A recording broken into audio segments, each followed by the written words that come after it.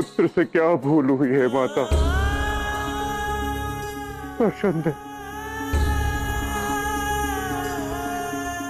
क्षमा करना पुत्र।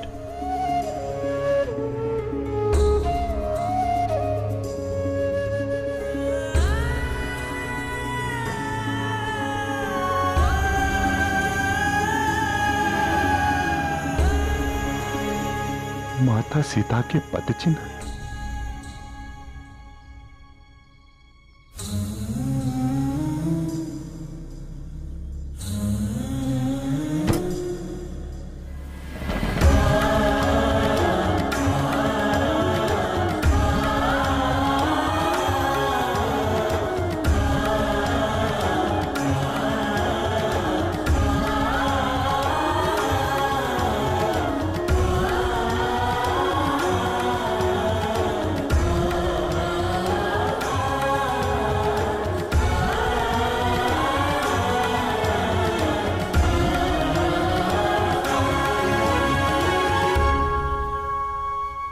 सदैव प्रभु और आपके पदचिन्हों पर चला माते, परंतु मैं इन पदचिन्हों का पीछा नहीं करूंगा। उनके लौटने की प्रतीक्षा करूंगा। प्रभु और आपके निर्णय के विरुद्ध यह हनुमान कभी नहीं जाएगा, परंतु मेरे प्रभु श्री राम और माता सीता का पुनर्मिलन कब होगा? कौन होगा वो जो मेरे सिया राम को फिर से एक करेगा?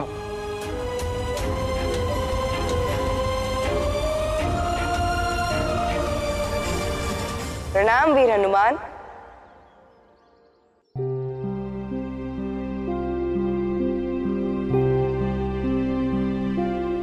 आप यहाँ क्या ढूंढ रहे थे?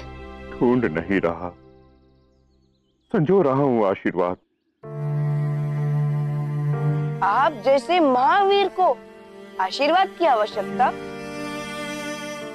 क्यों भला?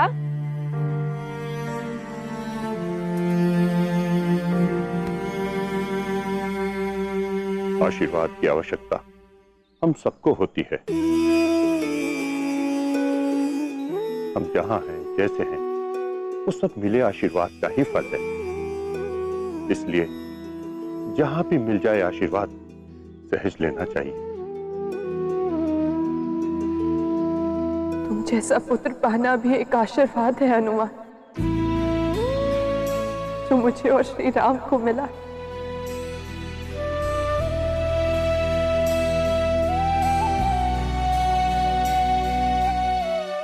तो फिर हमें भी अपना आशीर्वाद दे दीजिए ना।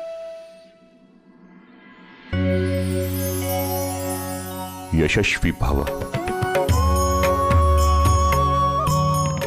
तुम दोनों ज्ञानी हो लवकुश, और जिसके पास ज्ञान होता है उसका उत्तरदायित्व होता है कि अपने साथी लोगों को अज्ञान में अनर्थ करने से रोके।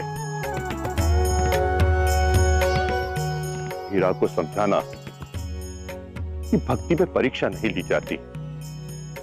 भक्ति सच्ची या झूठी नहीं होती, ये तो भक्त की सोच ही उचित या अनुचित होती है। हम वचन देते हैं, फिर कभी ऐसा नहीं होगा वीर हनुमान। और मुझे क्षमा करना, हीरा की भक्ति पर मुझे उसे उकसाना नहीं चाहिए था। भूल सबसे होती है, पर श्रेष्ठ वो जो अपनी भूल को तुरंत स्वीकार करे। अब मुझे अति शीघ्र ही महर्षि के पास ले चलो। प्रभु श्री राम का अति महत्वपूर्ण संदेश पहुंचाना है। समझ नहीं आया कि पुत्र राम ने हम सबको महल के इस भाग में क्यों बुलाया है? हम में से कोई नहीं जानता माँ, बस सबको यहाँ एकत्र होने का संदेश मिला है। कदाचित महाराज को अपने निर्णयों से सबको आश्चर्यचकित करने का अभ्यास हो गया है बड़ी माँ।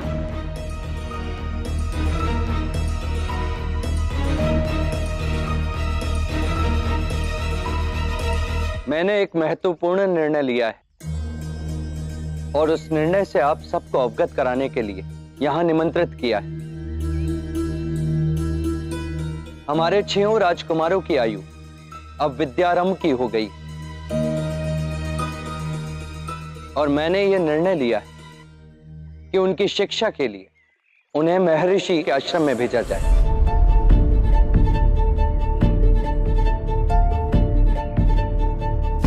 किंतु राम, विद्या आरंभ की आयु होने में अभी 1 वर्ष शेष है। पुत्र राम, कैकेयी बिल्कुल उचित कह रही है। तुम और तुम्हारे भाई भी तो 14 वर्ष की आयु में ही आश्रम गए थे। स्मरण है मुझे माता, और यह भी स्मरण कि उस आयु में भी आप और पिताश्री हमें स्वयं से दूर नहीं करना चाहते थे। कोई भी माता पिता अपनी संतान को स्वयं से दूर नहीं करना चाहते, किंतु बच्चों के भविष्य के लिए ऐसा करना आवश्यक होता है। यदि बच्चों ने कोई भूल या दुर्व्यवहार किया है तो उनकी ओर से हम आपसे क्षमा मांगते हैं ज्येष्ठ श्री, किंतु उन्हें इस प्रकार समय से पूर्व हमसे दूर ना करें। ना ही हमारे बच्चों से कोई भूल हुई और ना ही मेरा निर्णय उनके लिए दंड है। तो फिर इतनी शीघ्रता क्यों? क्योंकि विद्यारंभ का समय आयु से नहीं, आवश्यकता से नियत होता है।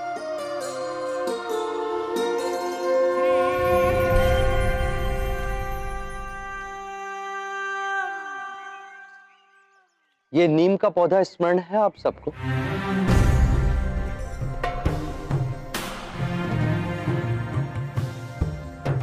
हाँ, सुबह को बहुत प्रिय है, इसीलिए हमने इसे यहाँ महल के प्रांगण में इस पात्र में बो दिया, ताकि हम इसका ठीक से ध्यान रख सकें, समय पर खाद और जल दे सकें, उसे तीव्र वायु के वेग से बचा सकें। इसीलिए ना, ये पौधा जब तक इस पात्र में रहेगा फलेगा फूलेगा नहीं। ये पात्र जो आज तक इस पौधे की सुरक्षा कर रहा था, आज इसके विकास में बाधक है। और अब समय आ गया है कि हम इस पौधे को इस पात्र से निकालकर भूमि में रोपित करें।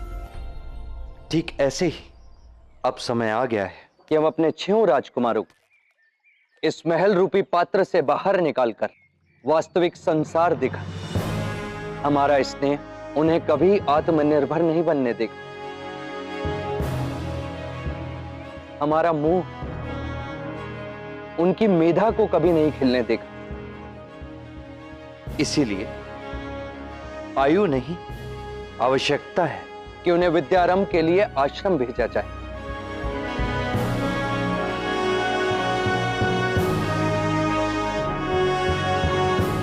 और उनके जीवन में होने वाले इस महत्वपूर्ण परिवर्तन के विषय में मैं स्वयं उन्हें बताऊंगा और उन्हें सज्ज करूंगा। परिवर्तन की आवश्यकता और भविष्य के मीठे सत्य के लिए तो आप उन्हें सज्ज कर लेंगे महाराज, किंतु महल के प्रांगण से बाहर निकलते ही कुछ और भी ऐसे सत्य हैं जो उनके समक्ष खड़े होंगे। विशेषकर अपने ज्येष्ठ पिताश्री का वह सत्य जिसकी कड़वाहट से बालक अब तक अनभिज्ञ है। लक्ष्मण, बड़े भैया के निर्णय पर आपत्ति रखने का अधिकार है तुम्हारा, किंतु मर्यादा में रहकर।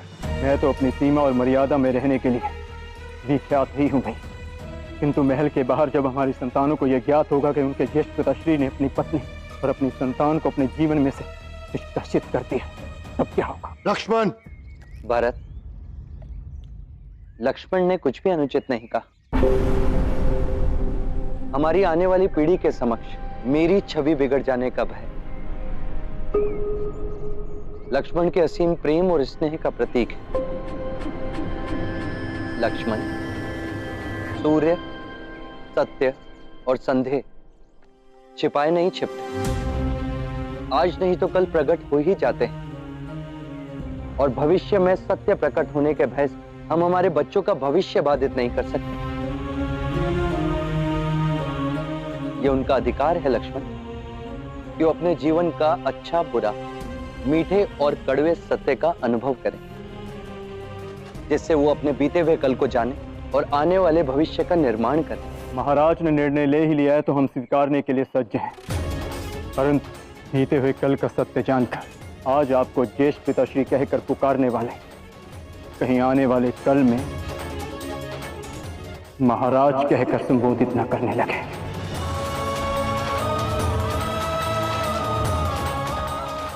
महाराज।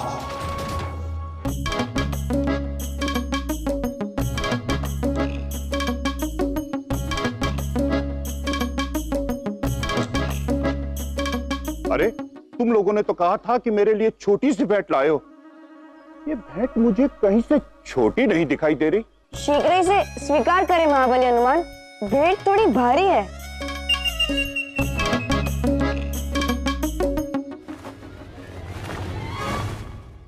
लड्डू। हाँ, हमारे मित्र धीरा के प्राणों की रक्षा के लिए हमारे धन्यवाद का प्रतीक है ये लड्डू। कृपा कर इसे स्वीकार करें।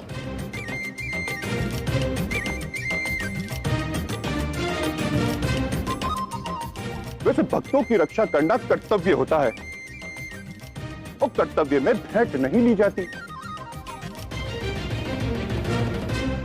परंतु लड्डू इतने स्वादिष्ट दिख रहे हैं कि। अरे सावधानी से महाबली हनुमान, लड्डू बहुत बड़ा है, उसे खंड खंड करके ग्रहण करें। हम आपकी सहायता करें। वर्षों पहले मेरे प्रभु ने कहा था, विश्वास में विश्व निवास करता है। चुनौती कितनी भी बड़ी क्यों ना हो, विश्वास है तो हार ही जाती है। मुझ में विश्वास था, एक पहाड़ उठा लाया। अब मुझ में विश्वास है तो ये लड्डू भी खा सकता हूं।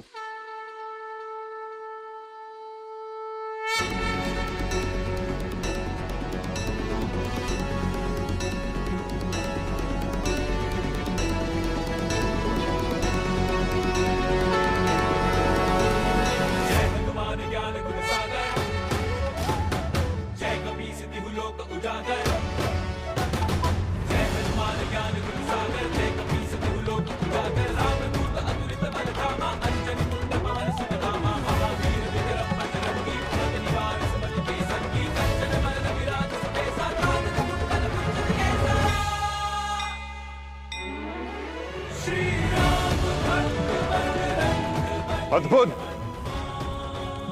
तुम्हारी ये भेंट तुम्हारा हृदय की भांति कोमल और मीठी है।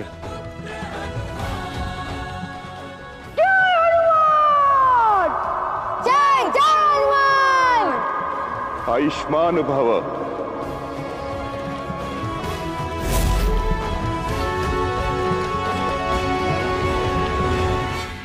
अयोध्या के राजकुमारों के आश्रम में आने की सूचना से विचलित हुई देवी सीता कि कहीं उनका भेद लवकुश के समक्ष उजागर ना हो जाए। मैं अयोध्या छोड़कर तब तक वनवास भोगूंगी जब तक स्त्री के प्रति अयोध्या की समूचे आर्यव्रत की सोच न बदल जाए। क्या आदेश है श्री राम का? आदेश नहीं है ऋषिवर, विनती है कि रघुकुल के वंशज आपके आश्रम में शिक्षा ग्रहण करें। माँ आपको देखना चाहिए था। महाबली हनुमान ने क्या किया? हमने उन्हें आपका बनाया हुआ वो विशाल लड्डू दिया और वो एक ही बार में खा गए। और उन्होंने हमें ये भी बताया कि चुनौती कितनी भी बड़ी क्यों ना हो, यदि स्वयं पर विश्वास हो तो सब शुभ हो जाता है। हनुमान जी ने ठीक कहा। आप दोनों का सौभाग्य है कि उन्होंने आपको ये ज्ञान दिया। यदि हमें पता होता कि आप आश्रम लौट आए हो तो हम आपको भी उनके दर्शन करवाते।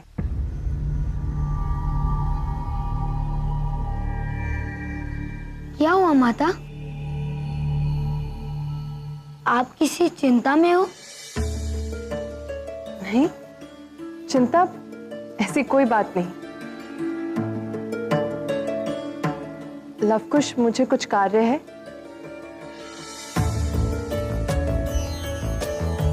आप दोनों रामायण को उचित स्थान पर रख देना।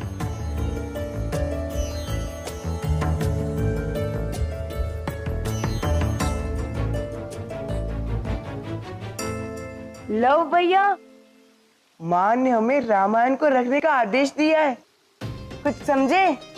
इसमें समझना क्या है? जो माँ ने कहा है वो करना है, रामायण को पुनः उचित स्थान पर रखना है। अरे भैया, बात की गहराई को समझो। रामायण रखनी है हमें, जिसमें श्री राम के साथ साथ देवी सीता और महाबली हनुमान के जीवन की व्याख्या है। और आज रामायण और हमारे मध्य कोई भी नहीं है भैया। अर्थात हम इसके अध्याय पढ़ सकते हैं। हाँ, अब समझे ना मेरा तात्पर्य? नहीं कुश, हम ऐसा नहीं कर सकते। बिना अनुमति के कोई भी काम करना चोरी है।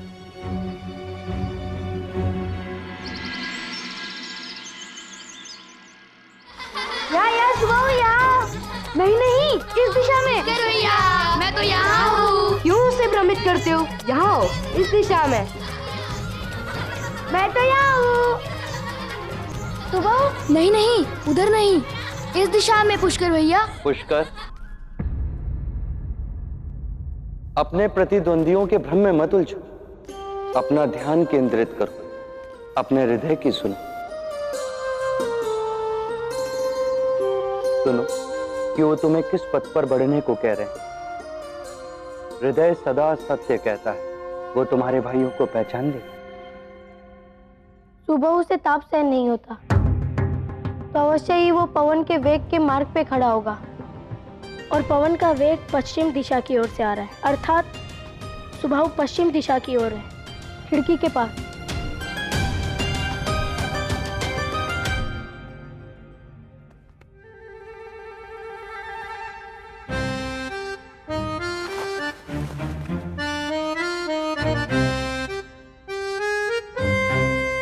मेरा मार्गदर्शन करने के लिए आपका बहुत बहुत धन्यवाद ज्येष्ठ पिताश्री। मैं प्रसन्न हुआ पुत्र कि तुम अपने हृदय की बात सुनना सीख गए, क्योंकि अब मैं तुम सबके मार्गदर्शन के लिए उपलब्ध नहीं रहूंगा। ये कैसे संभव है? क्योंकि अब तुम सबको शिक्षा ग्रहण करने के लिए महर्षि के आश्रम में जाना होगा।